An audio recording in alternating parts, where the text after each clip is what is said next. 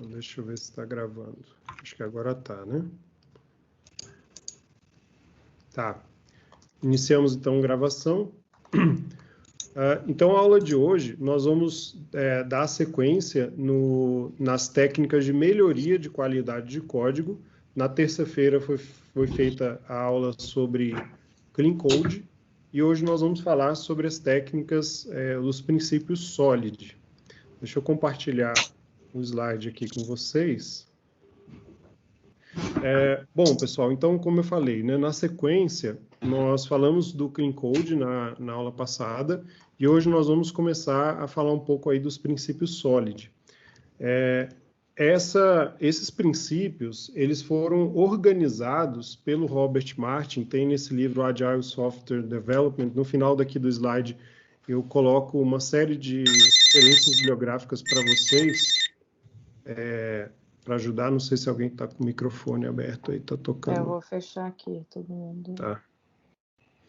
Então, o Robert Martin, ele organizou, tá? Não são princípios exatamente deles, foram princípios que ele observou no contexto da ciência da computação, né, e engenharia de software, e ele foi reunindo, ao longo dos anos, né, uma série de dicas e uma série de princípios que ajudam na parte da melhoria da qualidade de código, tá?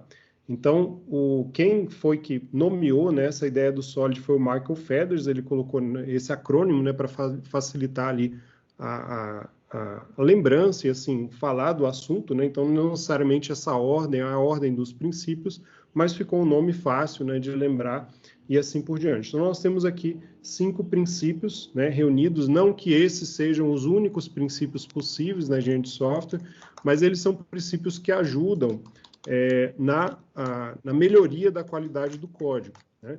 E lembrando que isso aqui ele vai na linha da orientação a objetos. Então, por exemplo, na orientação a objetos já existe a ideia de abstração, a ideia de encapsulamento, de polimorfismo, de herança, né, que são algumas bases, vamos dizer assim, do ponto de vista de princípio, que a ideia de OO tenta, né, fazer para você ter um software mais organizado, mais fácil de manter e evoluir.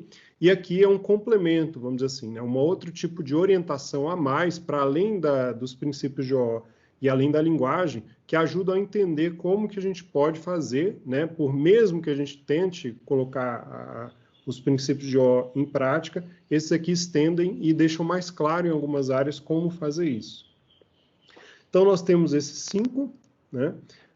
Como eu falei, a ideia dele é justamente ajudar esses objetivos gerais, que é para facilitar a manutenção, a adaptação, ajustar alterações de escopo, por exemplo, no seu software, facilitar que o seu software seja testável, né, de fácil entendimento, muito do que a gente falou lá no Clean Code da aula passada, que ele seja extensível, né, o software seja extensível para alterações, com pequeno esforço. Então, aqui a gente está num contexto de manutenção e evolução, que nós já falamos, né, no início lá do semestre, que hoje em dia manutenção e evolução é também sinônimo de desenvolvimento de software na prática, né? Porque em muitos casos, com metodologias ágeis, nós vamos desenvolver uma parte do nosso módulo e, na verdade, nós não vamos, né, chegar ao fim do nosso software e, a partir de agora, esse software está pronto e agora ele entra em fase só de correção, né?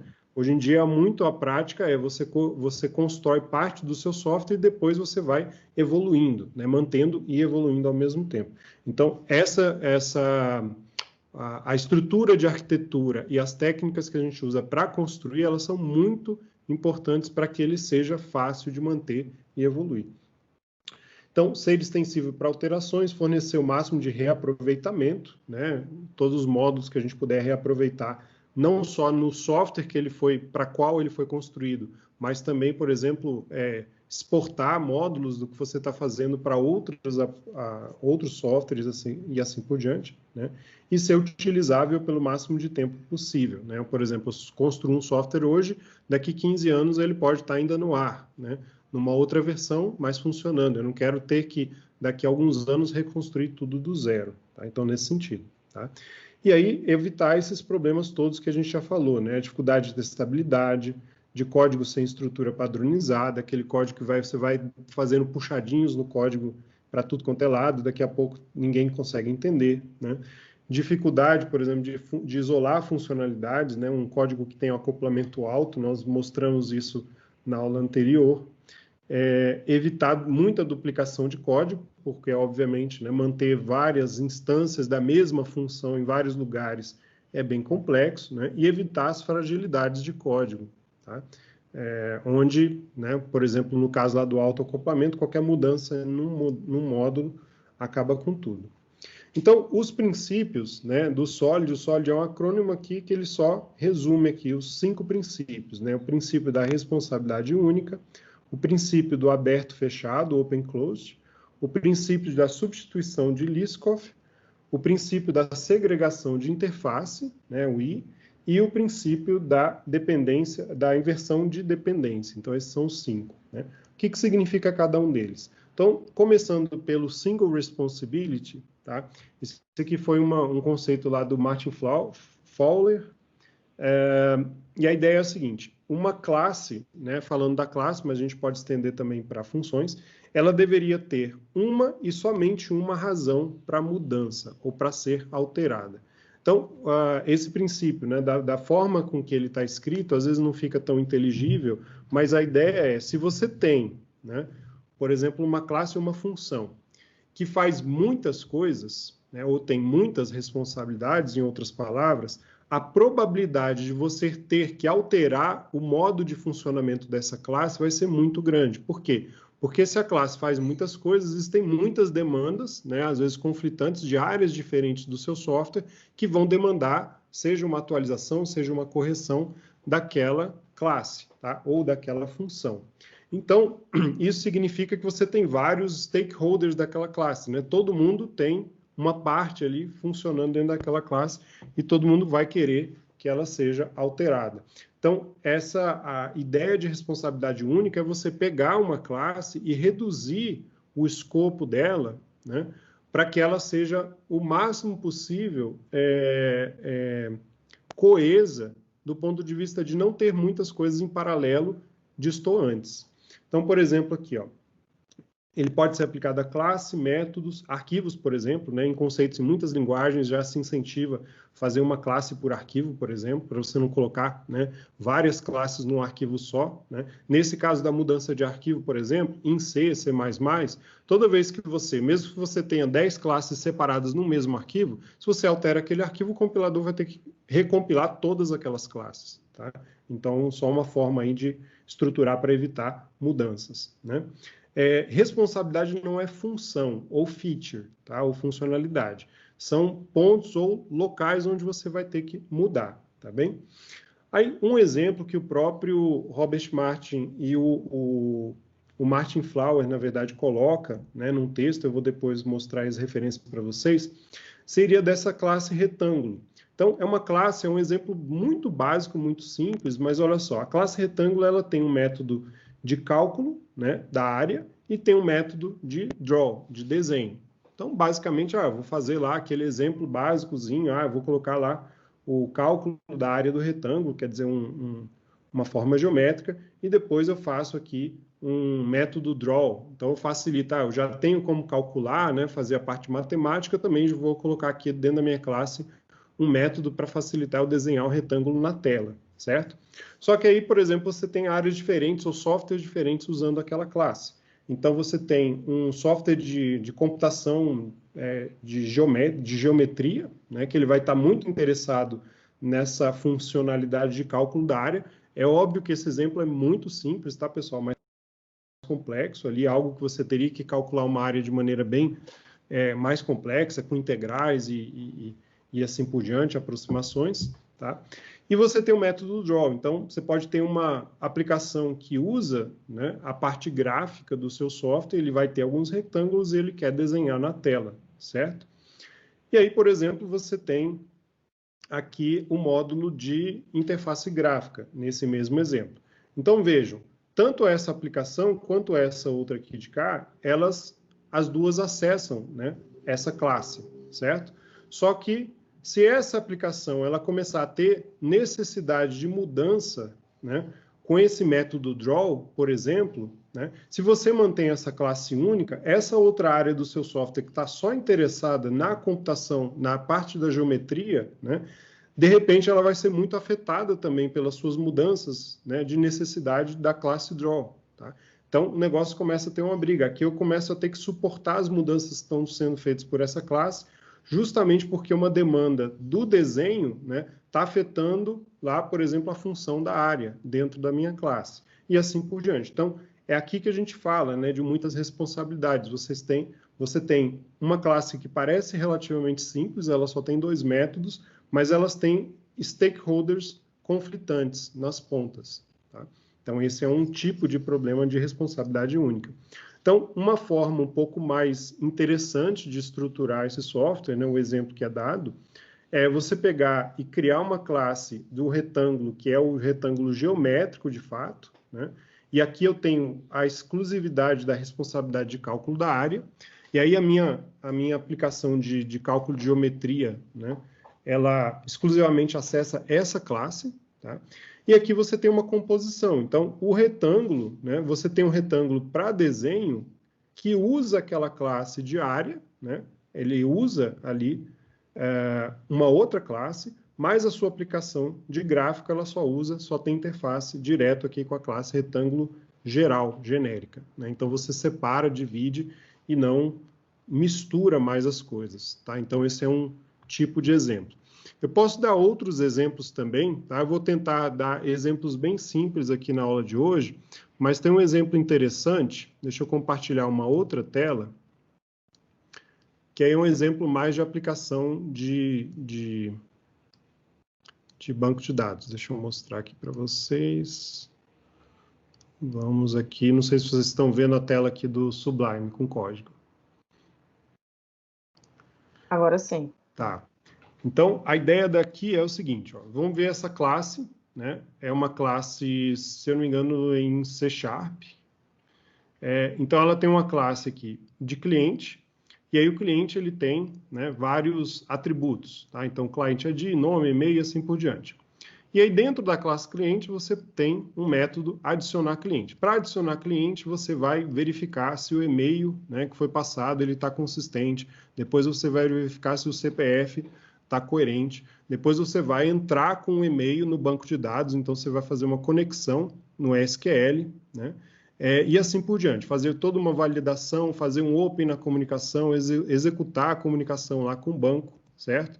Depois você vai mandar um e-mail para o cliente validando, né, que você fez o cadastro dele, e aqui dentro dessa classe tem inclusive os credenciais de SMTP, a porta do e-mail, estão vendo? Tudo que você tem que fazer para mandar o e-mail, certo? Inclusive o corpo do e-mail e assim por diante. Então, vejam, esse é um outro exemplo clássico, né? É só uma classe de cadastro de cliente, né? E ela faz tudo aqui, né? Então, ela, desde cadastrar o cliente, quanto subir o cliente lá no banco de dados, quanto mandar e-mail para o cliente dizendo que o cadastro dele foi um sucesso, tá? Então, é bem claro, né, a quantidade de responsabilidades conflitantes que nós temos aqui, certo? Qualquer uma das mudanças, por exemplo, eu mudei a minha tecnologia de banco de dados, não estou usando essa conexão SQL mais, eu estou usando um outro tipo de banco de dados, ou estou guardando agora os dados do cliente em arquivo de outra forma e assim por diante. Tudo isso aqui vai ter que mudar, né? Então, a sua classe só de cadastrar o cliente, que era só o cadastro, já vai mudar por conta disso. Não, agora eu não estou usando esse servidor de e-mail. Não vou mais usar o Gmail, né? Mudei de e-mail. Em vez de usar o do Google, vou usar outra coisa. E agora? Né? Já outra complicação, tá? Então, uma refatoração disso, tá? Depois esse código tem num dos links que eu coloquei na bibliografia. Uma refatoração disso seria você pegar a sua classe cliente e ela exclusivamente é o cadastro, é o modelo do cliente, né? E, ao gerar o modelo do cliente, ela chama outras classes para validar tanto o e-mail quanto o CPF. Então, você mantém um encapsulamento aqui, onde você não grava um e-mail ou um CPF inválidos nesse modelo, certo? Porque eles são validados. Mas aqui eu fico exclusivamente com a responsabilidade de manter a consistência daquele modelo. E aí eu tenho métodos auxiliares, que são os métodos, por exemplo, aqui o meu repositório. Então, eu vou lá adicionar o cliente no banco. Então, quando eu clicar em adicionar o cliente, aqui vai estar exclusivamente todo o contexto lá de como que eu comunico com o banco, né? Aqui eu tenho o meu serviço do cliente. Então, adicionar o cliente, ele vai chamar o repositório, vai adicionar o cliente e vai enviar. Então, aqui é o mais alto nível, né? Eu faço o cadastro, comunico lá com o banco, envio o e-mail. E aqui tem os serviços, né? Validação, por exemplo, do CPF, validação do próprio e-mail, e é onde eu posso enviar. Então, só um exemplo, né, rápido de como nós podemos reestruturar a nossa classe para atender a esse princípio da responsabilidade única. Ok, pessoal? Até aí? Ficou tranquilo para vocês? Deixa eu ver se tem feedback aqui no... Vai No chat tá me ok. auxiliando aí, Carla. Não, tá tudo aqui ok. Ícaro, Tá. Fabiana, tudo tranquilo por Beleza. enquanto. Então tá bom. Então essa ideia do princípio da responsabilidade única. Esse é um princípio muito conhecido, tá, pessoal? Mas a gente pode falar o mesmo para funções, por exemplo, às vezes uma função está muito grande, você vai decompor essa função e assim por diante. O segundo princípio é o chamado princípio open-close, tá? O princípio aberto-fechado. O que esse princípio diz? Esse princípio ele é do Bertrand Meyer. Ele diz o seguinte, que módulos, sejam eles classes, funções, dentre outros, eles deveriam estar abertos para extensão, mas fechados para modificação. E aí, o que, que significa isso? Significa que você tem que evitar, ao máximo, ter que mexer, depois que uma classe está pronta, evitar ao máximo ter que mexer nessa classe. Tá? Mexer no sentido de modificar para que ela possa suportar novas funcionalidades. Né? É óbvio que quando a gente fala de não mexer, né, óbvio, se tiver algum bug, algum erro, é claro que a gente sempre vai ter que mexer no código. Mas a questão é, quando nós fazemos o design de um código, se eu desenhar esse código já pensando que eu vou ter que o tempo todo ficar modificando tudo que eu implementei, né, esse código é muito frágil. Então, o princípio open-close, ele diz exatamente isso. Né? Ele pensa, né, ou ele coloca aqui que o polimorfismo é a base dessa extensão, né? Então você pode criar um código novo e não mexer no código anterior. Tá? Eu vou colocar só um exemplo, depois a gente volta a falar um pouco mais aqui. Eu gostaria que vocês olhassem esse exemplo, todos aí, e me falassem o que, que pode dar, ou o que, que pode ser alterado aqui, né, nessa base de código. Vejam, uma base de código em C, onde nós temos aqui alguns arquivos, então tem o shape.h, o circle.h, o square.h, e aí depois tem um ponto C aqui que é draw all shapes, né? Então você desenha todas as formas ali geométricas, né? A pergunta que eu faço é, nós temos aí essa estrutura de código, se eu quiser adicionar uma nova forma geométrica, um triângulo a esse conjunto, né, o que, que vai acontecer com o meu software?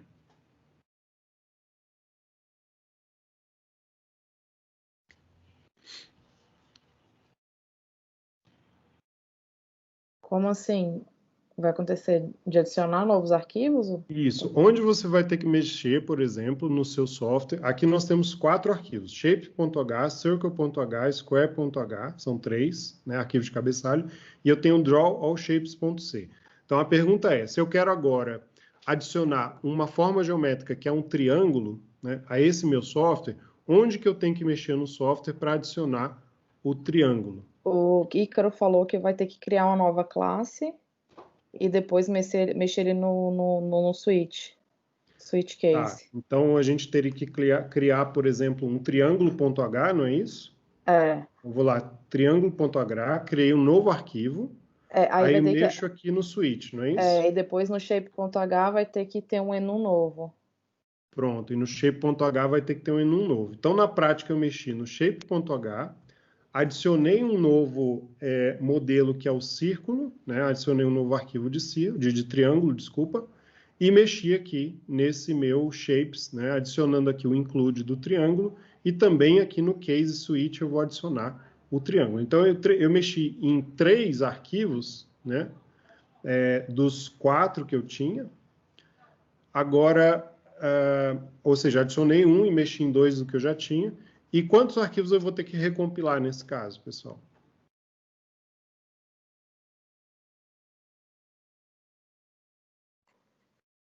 Ainda não responderam aqui, não. Dois aqui, 2. do Ícaro. Quem dá mais? Ser 3, não. O do struct, do código e o do triângulo. Você também vai ter que recompilar. Certo. Então, o Emanuel falou 3. O Renan falou 3. O Miguel também 3. O Lucas 2 e um novo, que são 3, né? Vai compilar 2 e um novo. Vai compilar o triângulo e recompilar os 2 que já tinham. Certo. E teve alguém que deu um joinha no 2 ali do André. Então, tem mais votos para 3, né, pessoal? Tá todo mundo achando que vai ter que compilar 3, certo? Mas olha só, pessoal, é que aqui eu acho que não tá, né? Na prática, o que vai acontecer é que esse shape também está incluso aqui, ó. Estão vendo? Acho que aqui não está mostrando no código, eu não coloquei explícito. Mas não, o shape tá. tá, né?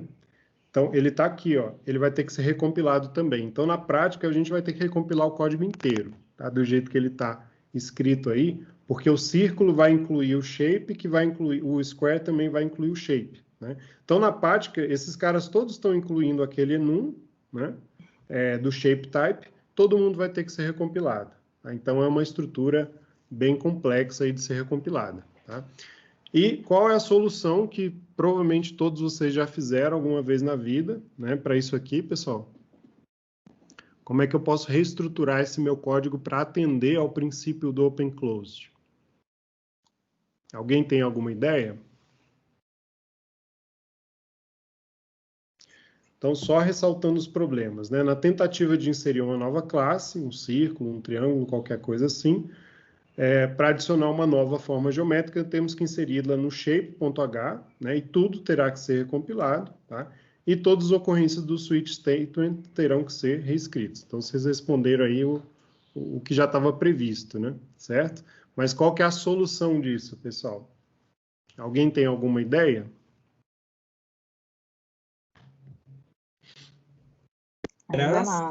Herança, polimorfismo, né? Herança e polimorfismo, exatamente, essa é a ideia. Então, o que nós podemos fazer? Ó, a solução aqui. Eu tenho o meu shape, né? Aqui o exemplo adicionou o círculo, tá? Mas eu falei de triângulo, tanto faz. Então, eu tenho o meu shape.h, que é a classe geral, né? Eu tenho, acho que o square.h, o círculo.h, né? Aí eu adicionaria o triângulo, se eu quisesse, certo? Só que vejam, aqui eu só preciso incluir o shape no meu ponto C, né? No caso aqui CPP, que é o C++. Por quê? Porque todas essas classes, né?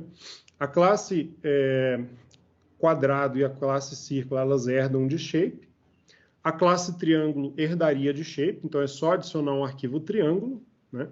E praticamente você já está com isso resolvido, tudo resolvido. Por quê? Porque essa classe no C++, utilizando o polimorfismo, ela pode desenhar qualquer tipo de forma que chegar para ela, tá? Então, na prática, eu não preciso, né? Eu não tenho nenhum problema aqui, eu posso receber qualquer shape novo, né? Então, o software ficou bem mais flexível, né? Então, quando a gente fala lá do princípio de Open Closed, de que eu não vou, a minha classe está fechada para modificação e aberta para extensão, essa é a ideia, né?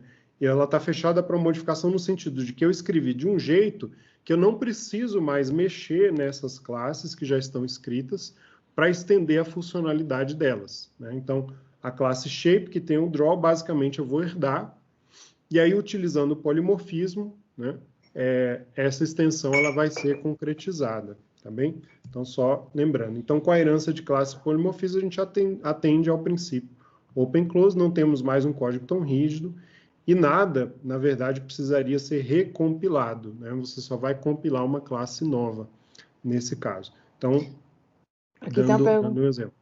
Aqui tem uma pergunta do Ícaro, que é por isso que algumas pessoas indicam que o padrão factory pode ser um anti-pattern? Essa é a pergunta dele. Eu tenho que lembrar exatamente, mas em princípio, sim. Tá? Eu tenho que lembrar do padrão do factory para responder para você, Ícaro. Mas tem muitas variações, né, que são colocadas hoje de princípios. No final da aula eu vou falar de alguns mais além do Solid, Um deles, por exemplo, é, em muitos casos, evitar até a herança e usar só mais composição do que a herança em OO. Isso hoje é bem mais recomendado do que usar a herança, tá? Porque a herança é aquela questão de que sempre, né, por mais que ela ajude em muitos casos, por exemplo, aqui ajuda, né, que nós colocamos, mas em muitos casos você acaba, vamos dizer assim, criando classes filho, né, com uma variabilidade enorme de possibilidades. Daqui a pouco você tem 300 classes filho, que são todas as N possibilidades de combinação, tá? E aí, quando você faz composição, depois a gente pode dar um exemplo disso em outras aulas também.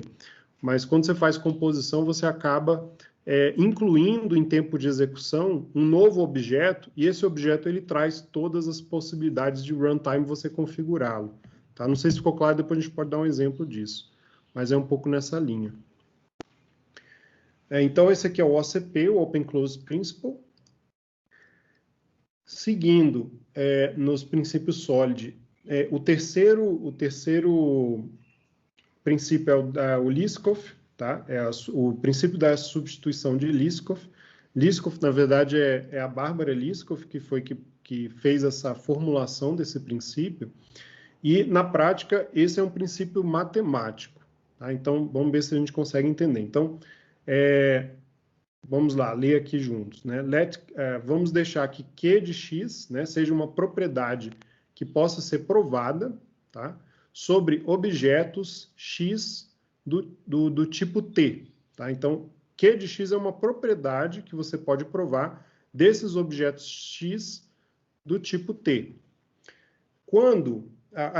Então, né, o Q de Y, essa propriedade Q de Y deveria também poder ser provada para objetos Y do tipo S, aonde S é um subtipo de T.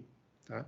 Então, isso é uma propriedade matemática. Tá? Então, se a gente quiser interpretar na prática aqui, teria que fazer alguns exemplos, né? Mas colocando em termos mais práticos, em software, se o S é um tipo do T, né, a gente pode mapear isso aqui para como se fosse uma herança. Né? Então, S é do tipo T. Então, se eu tenho uma propriedade Q de X, o X é do tipo T, a propriedade Q de Y do tipo S, ela também teria que ser equivalente. Então, essa é a ideia. Então, nesse caso, uma classe base ela deve poder ser substituída por sua classe derivada. Essa é a ideia. Né? Então, a classe derivada, nesse caso aqui, seria a classe S, que é um subtipo do T. Né? E a ideia é que classes derivadas elas devem ser utilizáveis através da interface da classe base, né? Ou da classe mãe, da superclasse, vamos dizer assim, sem necessidade do usuário saber a diferença. Então, basicamente, quando eu crio uma classe e eu faço uma herança, esse objeto, né, fruto da herança, ele deve poder atuar como se fosse um objeto pai também. Ou seja, quando a gente faz uma herança, na verdade, a gente está estendendo aquela classe inicial. Então, eu estou fazendo algo a mais, né? Senão não faria sentido ter herança, certo? Só que esse algo a mais, ele deve incluir o algo da classe, da superclasse. Ou seja, eu tenho que manter o funcionamento da superclasse e estendê-la para mais algum tipo de funcionalidade. Então, essa é a ideia, né? Eu vou criar um subtipo que adiciona mais funções e não que substitui a classe pai. Tá? Ou seja, eu não vou simplesmente herdar para fazer algo totalmente diferente, porque isso não faria sentido. Então, essa é a ideia do princípio. Então, aqui, ó, tem um exemplo bem prático, que eu tenho um pássaro, né? E o pato, ele herda ali do pássaro. Então, o pássaro genérico, né? Ele tem o tipo dele, no caso ali ele é um pássaro genérico, e ele tem um método, né? Ele voa, certo? Então, aqui a gente tem uma herança. Então, um pássaro é um tipo, ele voa, e um pato também é um tipo e voa. Então, eles têm as mesmas propriedades e as mesmas funcionalidades, certo? Se eu quiser utilizar um objeto que foi instanciado da classe pato como pássaro, tá? Ele vai funcionar, certo? Eu vou colocar qualquer pássaro genérico aqui, ele também vai voar do mesmo jeito. O problema é quando a gente dá aquele jeitinho, né, e faz isso aqui, ó.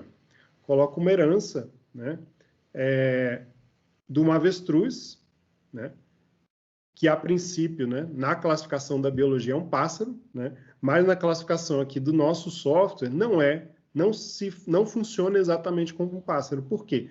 Porque, apesar dela ter um tipo, ela não voa. Tá? Então, isso aqui não se aplica, né? Na verdade, na prática, nesse caso aqui, essa avestruz ela não seria, dentro dessa estrutura, classificada como um pássaro dentro dos nossos objetos. Então, isso pode dar problema. Um outro exemplo que a gente normalmente dá lá nas aulas iniciais de OO é o próprio exemplo de formas geométricas que nós estávamos comentando antes.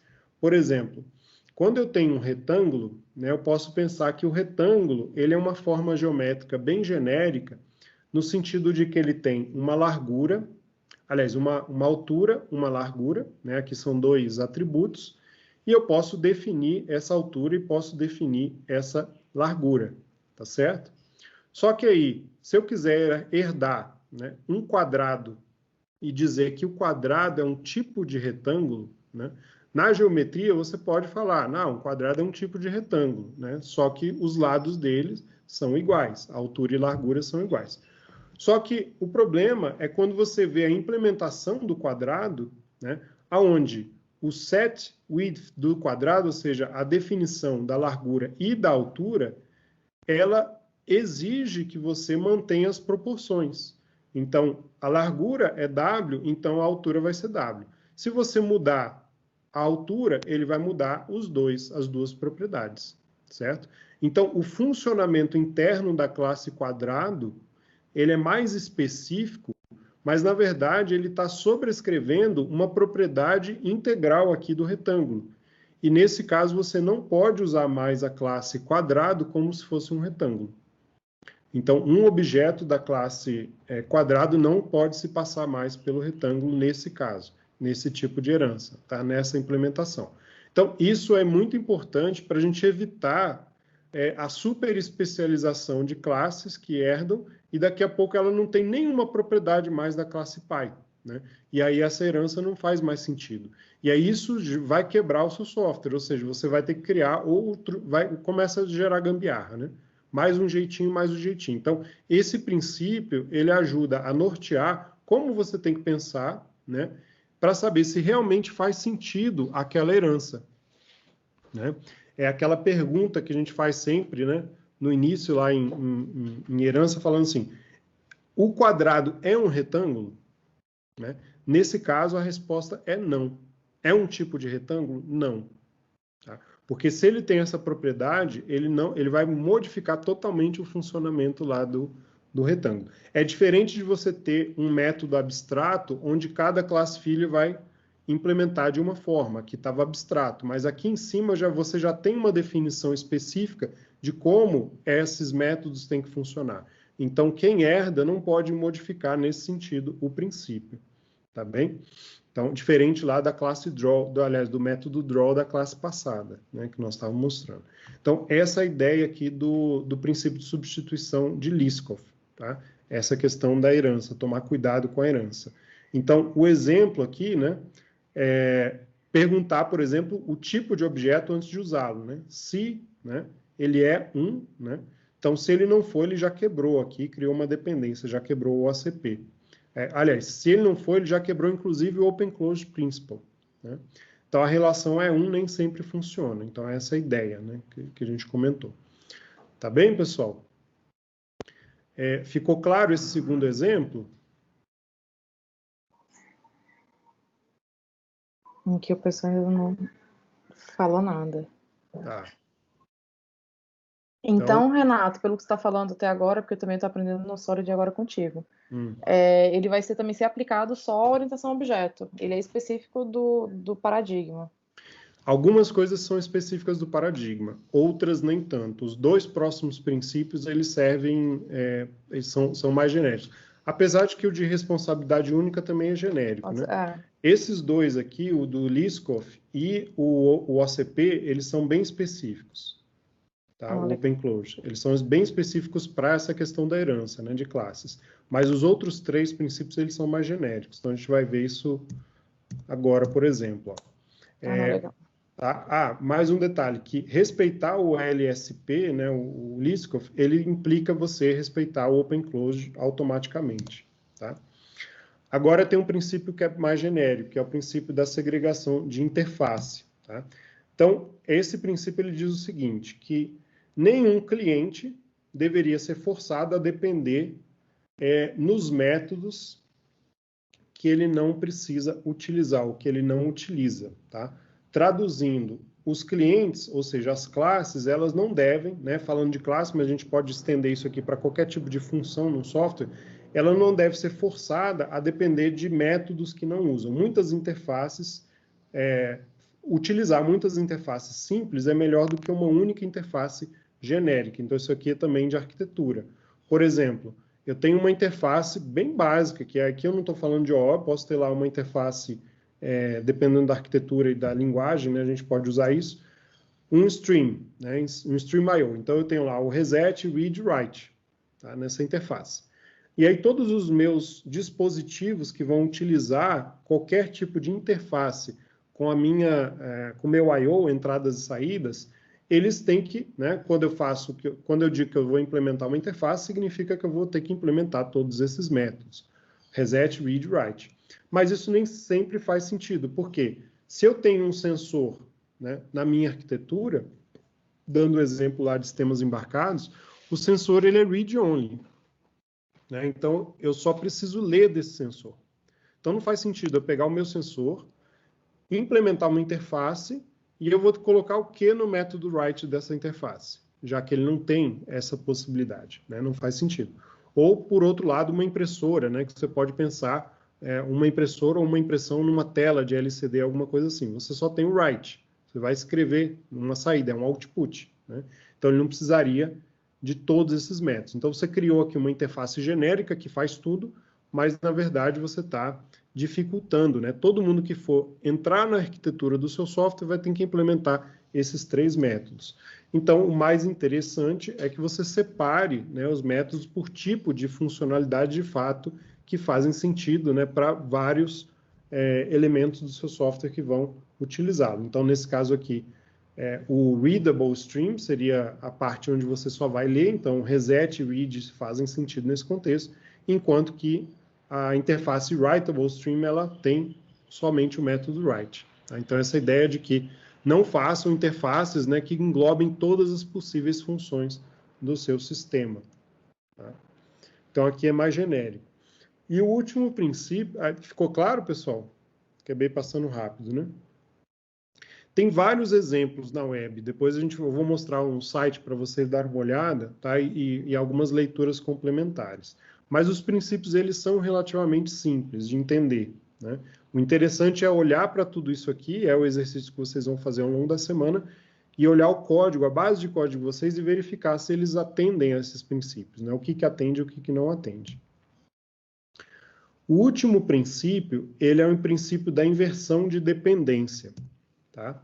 Então, a ideia dele é a seguinte, que módulos de alto nível, high level módulos, eles não devem depender dos módulos de baixo nível. Ambos, eles deveriam depender de abstrações, ou conversar com abstrações. E as abstrações, por sua vez, elas não deveriam depender nos detalhes de implementação, nesse caso. Tá? Os detalhes é que devem depender das abstrações. Então, para ficar mais claro, tá? Eu traduzi aqui embaixo, né? Em muitos casos, o que nós fazemos? Desenvolvemos softwares de modo que eu tenho módulos mais de alto nível, que são mais abstratos conceitualmente, então funções mais alto nível, e normalmente essas funções alto nível, elas chamam, né? Elas fazem interface ou fazem a comunicação direto, chamando módulos de baixo nível, né, para implementação. Então, a implementação baixo nível está aqui, a implementação alto nível está aqui. Qual que é o problema? O problema é que esse módulo de alto nível, ele vai chamar funções diretas aqui do baixo nível. Tá? E a ideia desse princípio é você criar uma camada de abstração no meio, intermediária, onde o seu módulo de alto nível ele conversa com essa camada mais abstrata, e o módulo de baixo nível também conversa com essa camada mais abstrata. De que modo a gente pode ver isso? Tá? Deixa eu colocar aqui um exemplo. Então, por exemplo, aqui, esse aqui é um exemplo, inclusive, lá acho que do Robert Martin. Então, você tem um controle remoto, tá? E aí você tem uma classe que aliás, a classe é o controle remoto, né, o seu objeto, mas isso serve para uma função de alto nível, não precisa ser OO necessariamente. Mas esse controle remoto, ele vai ser utilizado especificamente para você conversar com uma televisão, né? Então, eu vou fazer uma composição aqui da televisão aqui dentro. E aqui dentro, nessa composição, obviamente, né, quando eu clicar aqui em apertar botão, esse método ele vai estar chamando o ligar ou desligar a TV, do objeto TV, certo? Então, você está com um acoplamento aqui alto, por quê? Porque eu estou com esse objeto e aqui eu tenho métodos que são específicos para a TV. Qual que é o problema? Agora eu quero pegar essa mesma implementação de controle remoto minha e fazer ligar e desligar o rádio, por exemplo, ou coisas mais abstratas. Eu quero abrir e fechar uma janela, uma porta com controle remoto, né? Hoje a gente tem IoT de tudo quanto é jeito, né? Controle de acionamento.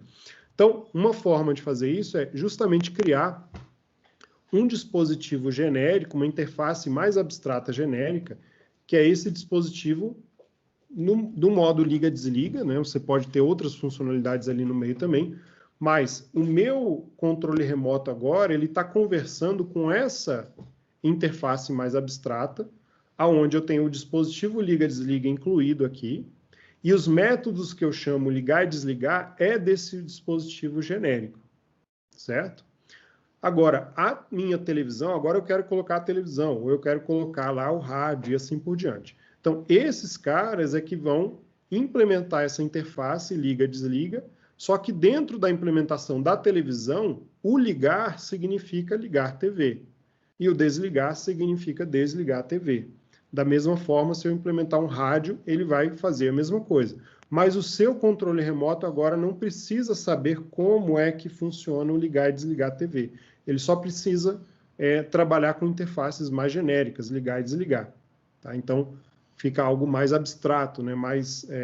Então, a abstração, né, voltando lá no princípio, ó, o módulo de alto nível ele não depende mais do módulo de baixo nível.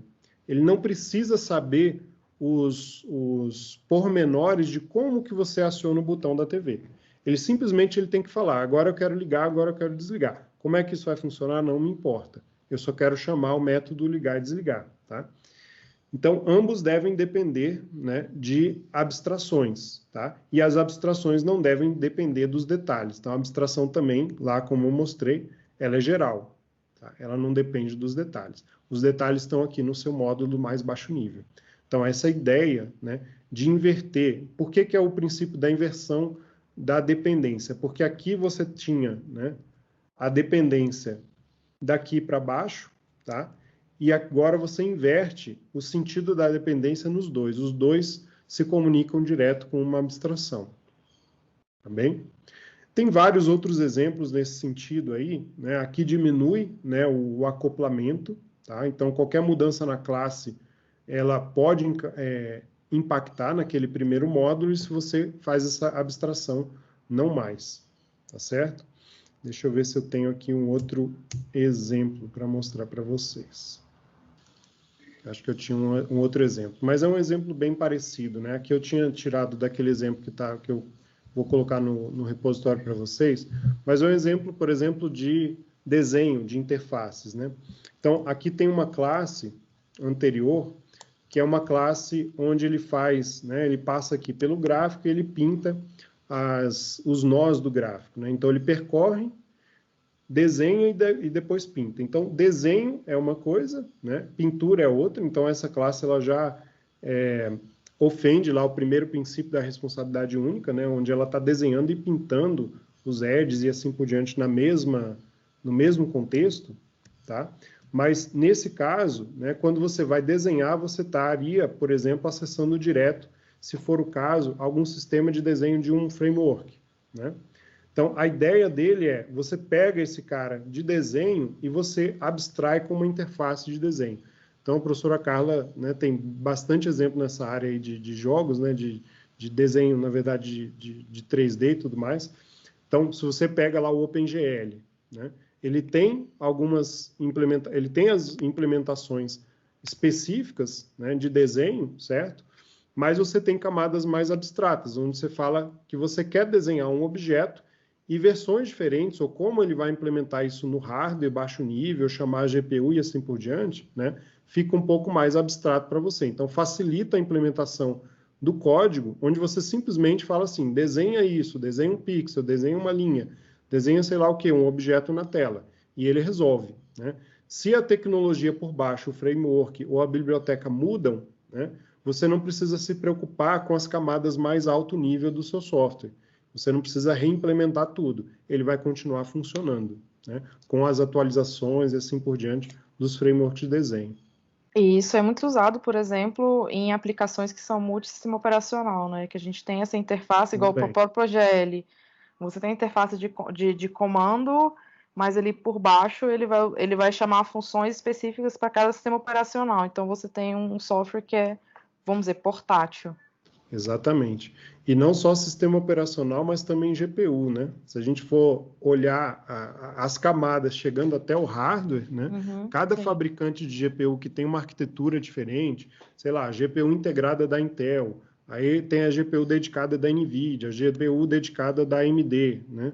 E assim por diante. Cada um tem uma forma de fazer o desenho, por exemplo, de uma linha na tela, diferente do outro.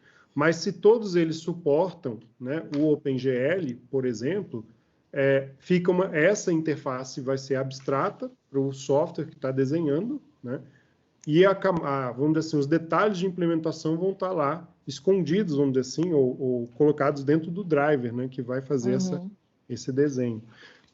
Então, essa é a ideia do princípio da inversão de dependências. Ficou claro, pessoal? Isso tudo é muito interessante na prática, vocês pegando, né, o software, olhando as classes de vocês e tentando ler, né, e interpretar. Tá? Eu coloquei no material aqui no final do slide, deixa eu compartilhar uma outra tela, eu coloquei algumas referências. Então, aqui nós temos referências, por exemplo, aqui tem um site do próprio Bob Martin, que é conhecido também como Uncle Bob, princípios, né, de orientação a objetos e os princípios SOLID. Então, aqui ele tem textos, né, capítulos de livro, inclusive, sobre cada um deles. Então, se você clica aqui no SRP, por exemplo, vai ser redirecionado aqui para um PDF, um capítulo que ele deixou aberto, específico do SRP, tá? Então, ele não só ele diz o que é, né, como ele dá os exemplos. Por exemplo, aqueles exemplos do slide eu tirei daqui, então as referências lá. Mas tem outros exemplos interessantes nesse capítulo. Tá? Então, todos eles têm exemplificado aqui de maneira bem clara. Tem alguns outros sites que eu coloquei aqui como exemplo também, aqui da comunidade do DigitalOcean, tem lá princípio SOLID, né? Então tem outros exemplos. Então é interessante vocês lerem, né? Não dá para a gente falar de todos, centenas de exemplos que tem na internet, mas se vocês tiverem dúvidas e quiserem se aprofundar, vale a pena dar uma olhada. Exemplos, às vezes, em outras linguagens de programação. Então, tem exemplos, por exemplo, como é que eu vejo isso aqui em Python? Como é que eu vejo isso em C? Como é que eu vejo isso em Java? Como é que eu vejo isso em outras linguagens que não são nem orientadas a objeto, por exemplo? Como que eu aplico, né, em parte, esses princípios, tá? Aqui tem aquele livro, né, o Design Principles in Patterns, do Robert Martin também, tem os capítulos todos ali com aqueles exemplos. Tem um que eu acho bem interessante aqui, mas é de refatoração em geral, que o Renato comentou do Martin Fowler, e ele mantém, né, ele escreveu vários livros sobre refatoração, sobre arquitetura, enfim, e ele deixa muito material online, então vale a pena, que eu vou compartilhar aqui rapidinho, se eu conseguir. Deixa eu tentar aqui.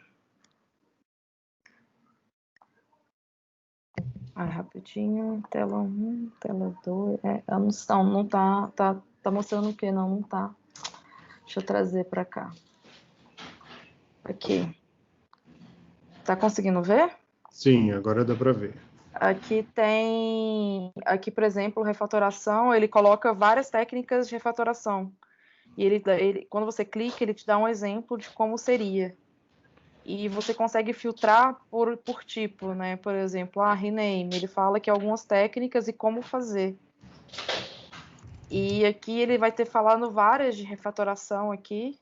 Ele fala definição, enfim. Se você olhar a arquitetura aqui, também ele trata algumas questões de refatoração, de como refatorar, olhar para essa arquitetura mais clean. Mas é uma referência bem boa em relação a refatoração, né? Esse conceito, ele não fala especificamente do Solid, mas ele tem aqui esse livro também de refatoração aqui e de arquitetura, assim, que é um cara que é bem atuante em documentação. Ele é muito bom.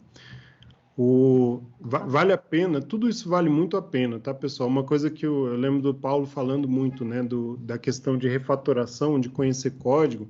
Uma das coisas que vale a pena é, com a quantidade de código open source que nós temos disponível hoje, né, para aprender, ler códigos é um bom aprendizado, né?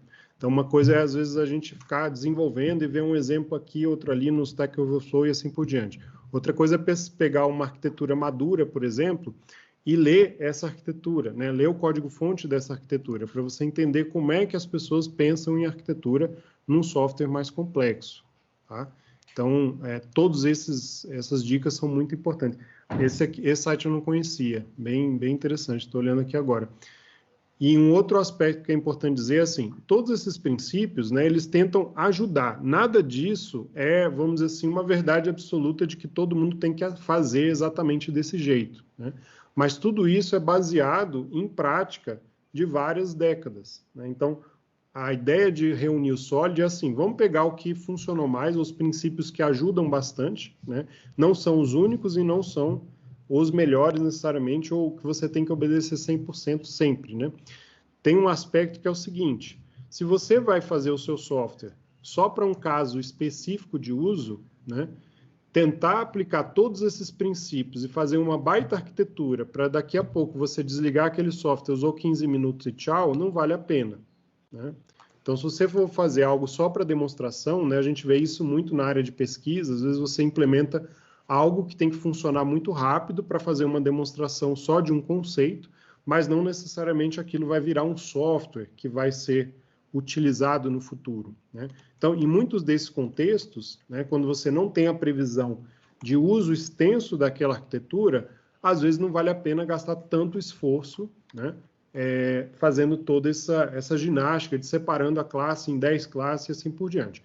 Agora, ao longo dos anos, com a experiência, quando nós vamos criando softwares cada vez mais, né, muitas vezes nós vamos cada vez mais sendo guiados por esses princípios, que você já tomou tanto na cabeça, você já teve que reescrever tanto código, né, que aí você já começa, não, peraí, eu não vou fazer mais, né, não vou começar daquele jeito todo tosco, né, vou começar com uma arquitetura um pouco mais interessante, um pouco mais inteligente, que eu possa utilizar melhor no futuro, tá? Então, é interessante a gente sempre saber dosar, né? Nunca achar que, não, eu tenho que sempre usar todas essas técnicas e o meu código, se ele não estiver perfeito, eu não vou fazer uma release, né?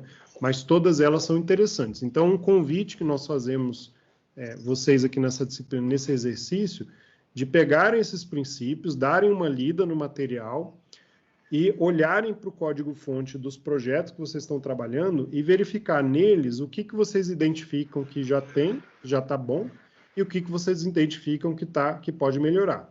E aí, o que vocês identificarem que pode melhorar, aí vocês vão fazer a refatoração, a proposta de refatoração em cima disso. Então, lembrando, tanto aplicando as técnicas de Clean Code, que foram faladas na terça-feira, quanto essas técnicas de Solid que nós apresentamos hoje. Dúvidas, pessoal? Alguma dúvida, comentário, alguma experiência também, frustrações? Tudo isso.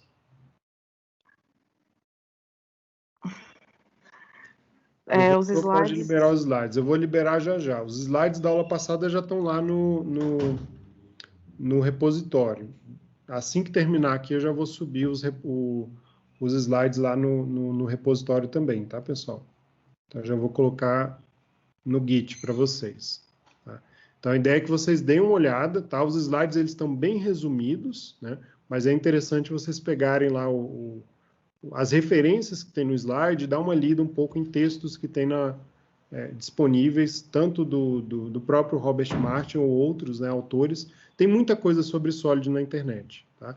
E aí vocês podem olhar, inclusive, pesquisar, como eu falei, princípios sólidos aplicados a linguagens específicas. Então, dá uma olhada no seu projeto e como que eles mapeiam, né? Tem muitos textos nesse sentido. Tá? E aí vocês vão ver muitos exemplos na linguagem de programação que vocês estão trabalhando, por exemplo. Isso é muito comum. Tá? Então, é uma literatura bem, bem ampla que tem na internet hoje em dia.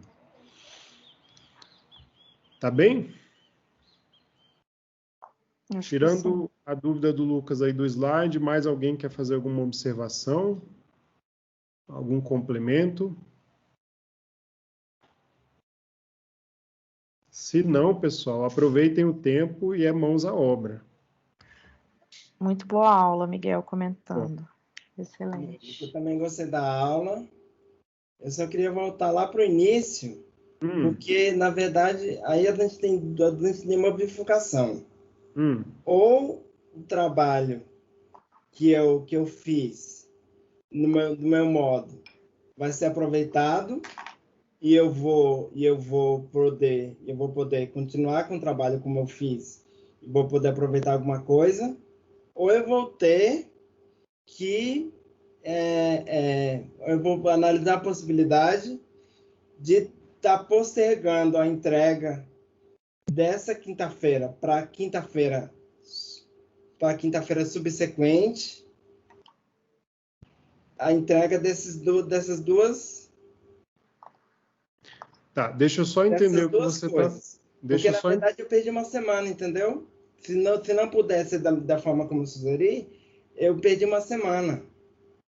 Tá. Então, Emanuel, só entender uma coisa. O trabalho que você já fez, que você está referenciando, é o trabalho da sprint anterior ou é já trabalho dessa sprint de refatoração de código? Não entendi o que você falou. A sprint de refatoração de código. Dessa de agora, dessa semana agora. Certo.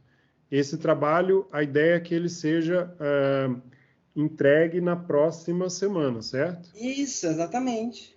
Tá, e você está propondo que você queira adiar a sua entrega, é isso? Não, eu estou propondo que, se não for possível eu fazer como uma espécie de tutor, eu posso adiar minha entrega porque eu perdi uma semana.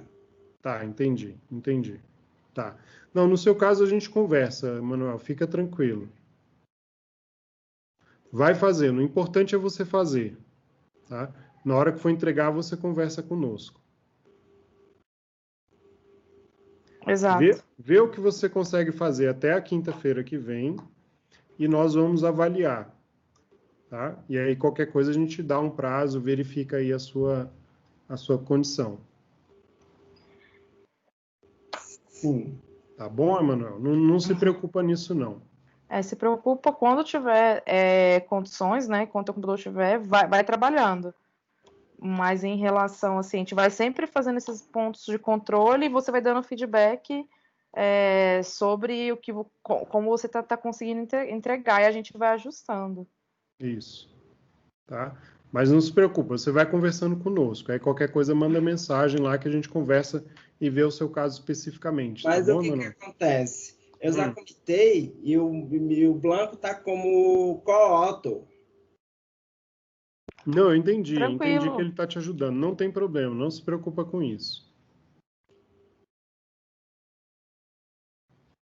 Não precisa se preocupar, Emanuel. A gente vai olhar o seu trabalho especificamente, vai entender o commit, o co-author e tudo mais, vai levar isso em consideração. Tá? Não se preocupa aí. Tá bem? Não tem problema, não. Agora tem pergunta do Renan. Então, tem a pergunta aqui, ó. Esses princípios também podem ser aplicados em linguagem sem orientação a objeto?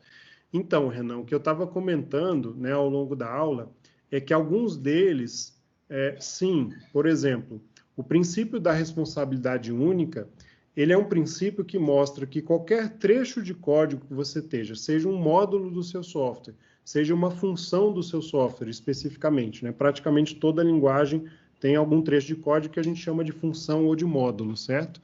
No caso de orientação a objetos, em muitos casos, você tem um conjunto de funções dentro de uma classe. O importante nele é você identificar esse módulo que eu tenho, ele está fazendo, né, muitas coisas diferentes, distintas, né? Então, a ideia de responsabilidade única é: eu vou precisar, por vários motivos diferentes, modificar esse trecho de código, ou esse módulo do meu software?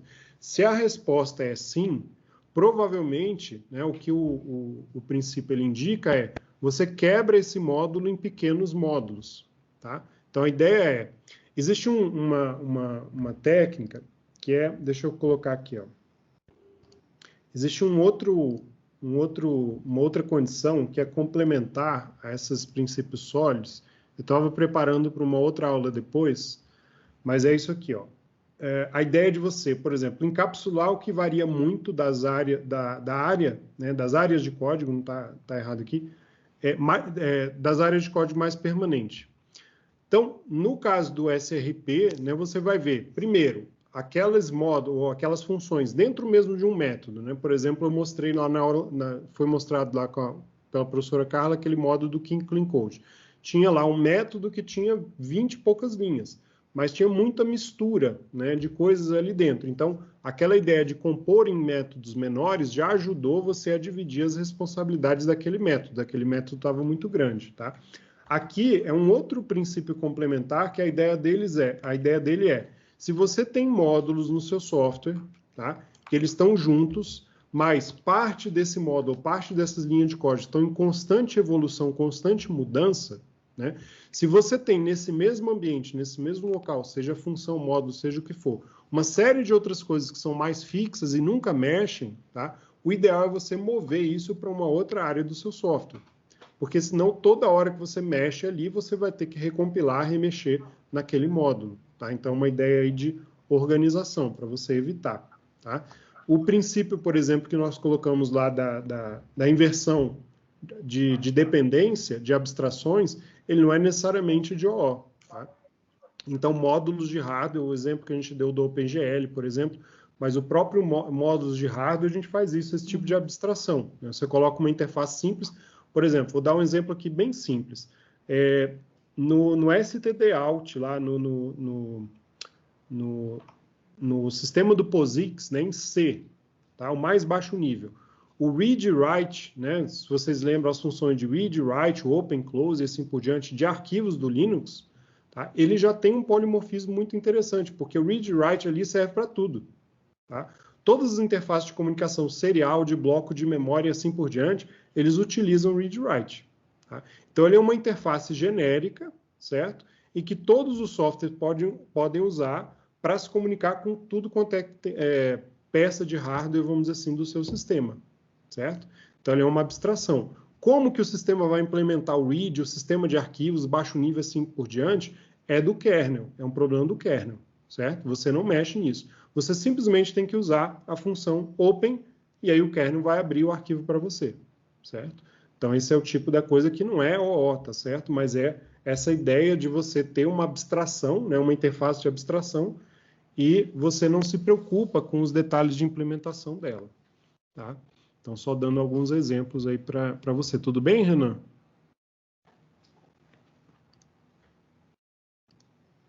Vê se respondeu aí sua dúvida. Aí o Miguel está fazendo aqui uma série de... Sim. Passando uma série de links interessantes, né?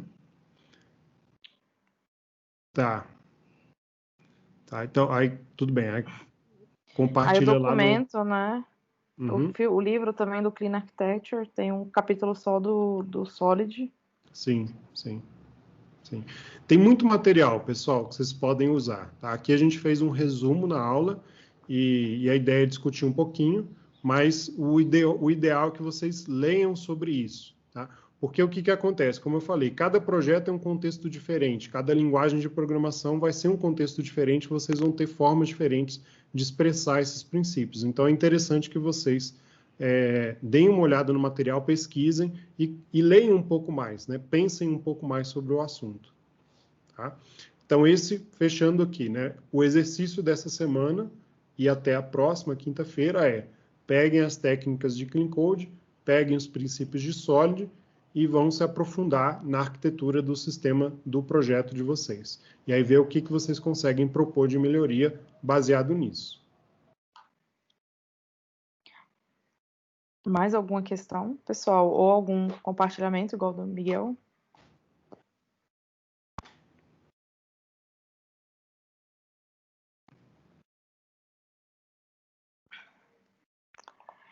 Os dois princípios têm de ser aplicados simultaneamente ou é para fazer separado?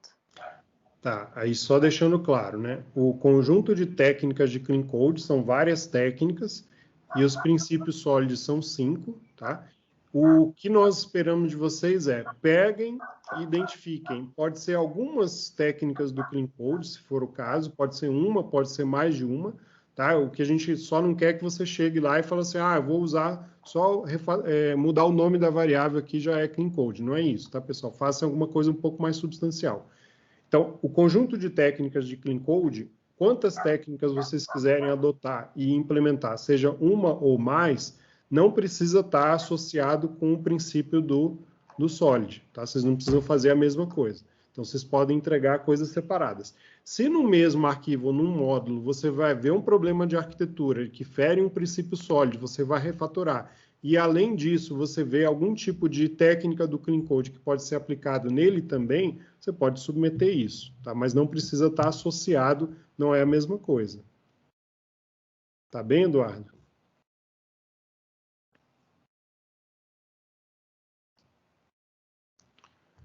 Beleza. Beleza, então tá bom.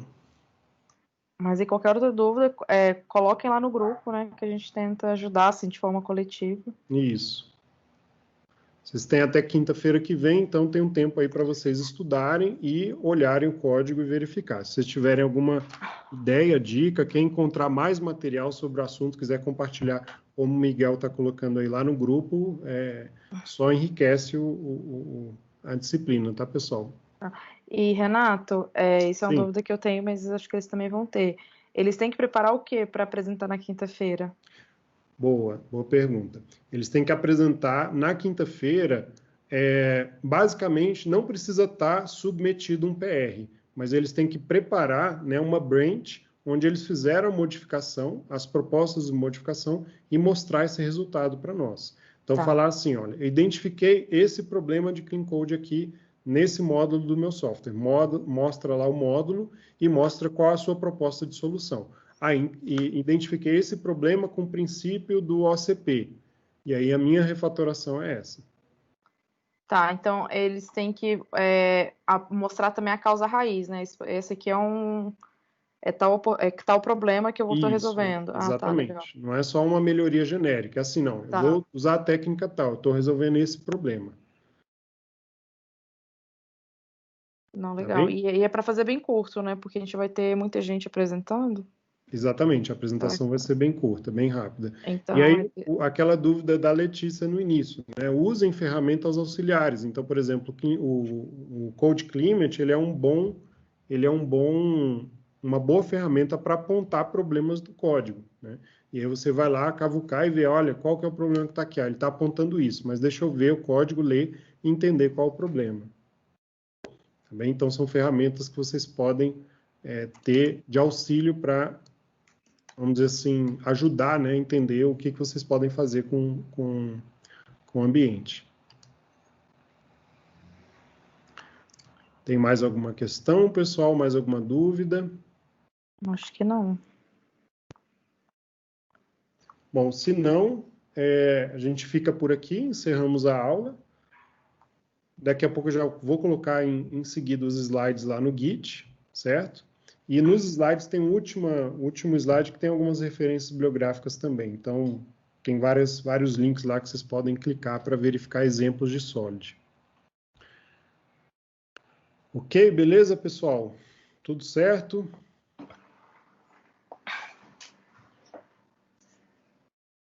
Todo mundo pensando? Todo mundo já fechando isso. É isso aí. Todo mundo criando a branch já? Então tá bom. Então vamos em frente, pessoal. Bom final de semana para todos e nos vemos na próxima terça-feira. Tá? E depois na quinta, com a apresentação dos resultados. Então, bom trabalho.